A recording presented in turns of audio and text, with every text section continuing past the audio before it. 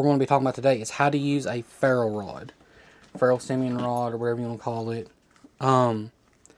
There are different sizes of these you can get, and I'll put a link in the description to both of these. And then some knives, like this one. The Swiss Tech knife comes with one.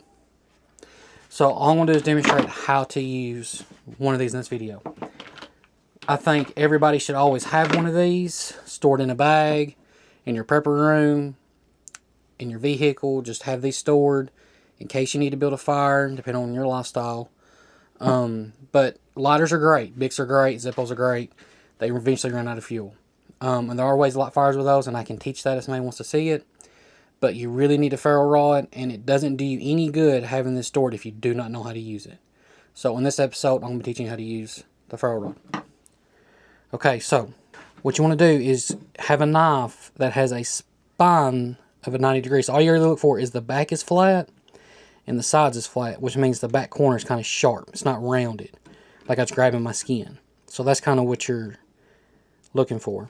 Okay, when you put it up against your ferro rod, you'll see people, maybe on YouTube or in real life, take it and they'll throw it. Okay, so I'm going to throw the spark.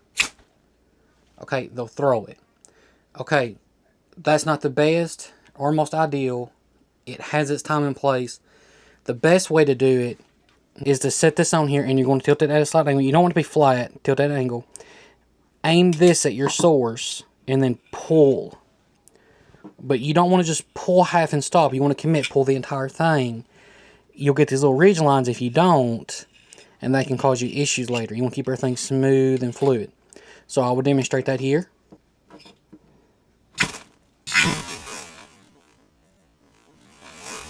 Now, I will light a piece of cotton, demonstrate.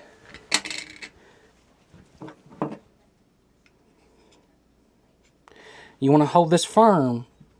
You don't hold it loosely because you might slip the blade out of your hand. Hold this firm. Get it up and pull.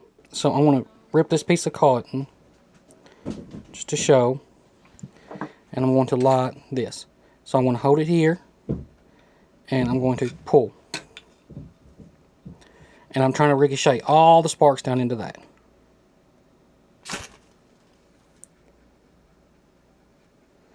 That was a lot more controlled and a lot easier to light. And then that was a lot easier than trying to throw the spark.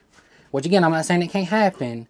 But you have way more control if you just hold it over your item and pull.